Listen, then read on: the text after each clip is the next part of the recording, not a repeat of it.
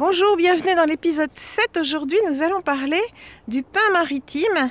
Auparavant, en premier plan, regardez un petit arbuste que j'adore parce qu'il fait des très jolies fleurs roses avec un cœur orange. Voilà, en automne. C'est le fusain d'Europe qui est assez commun dans les bois. Si vous avez la chance d'en avoir un dans votre jardin, c'est vraiment très joli.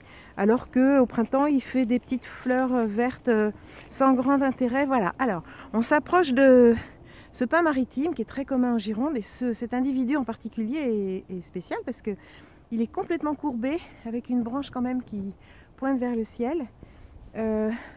Il a certainement dû avoir une histoire un peu compliquée. Quand on est arrivé ici, il était enseveli, complètement enseveli sous les ronces. Alors, le pin maritime, comment on va le reconnaître? D'abord, on voit les cônes, voilà, sur les branches, ce qu'on appelle les pommes de pin, bien pointues. Et puis, une branche tombée là, voilà, les aiguilles. Elles sont vertes, bien vertes, elles sont longues et surtout, comme pour les pins, elles sont par paires, elles sont 2 par 2. Voilà, c'est comme ça que vous pouvez le reconnaître. Et aussi, bien évidemment, à l'écorce, qui n'est pas grise comme celle du chêne, mais qui est brun-rouge. Voilà. Là, vous avez tout ce qu'il faut pour reconnaître le pin maritime. Vous verrez aussi que très souvent, sur les pins, il y a des enchevêtrements comme ça.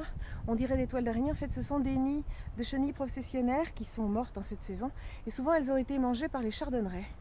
Voilà, regardez notre ami le pin maritime, s'il est joli, tout courbé comme ça, on pourrait lui accrocher peut-être une balançoire d'enfant. Et bien évidemment, alors les vertus du pin sont souveraines pour tout ce qui est sphère ORL, le nez, la gorge, etc. L'essence de pin, ça dégage bien les rhumes. Et si vous avez la chance de venir faire du ballon avec nous un jour, eh bien en juin, quand on survole les forêts de pin, ça embaume la résine de pin, c'est magnifique.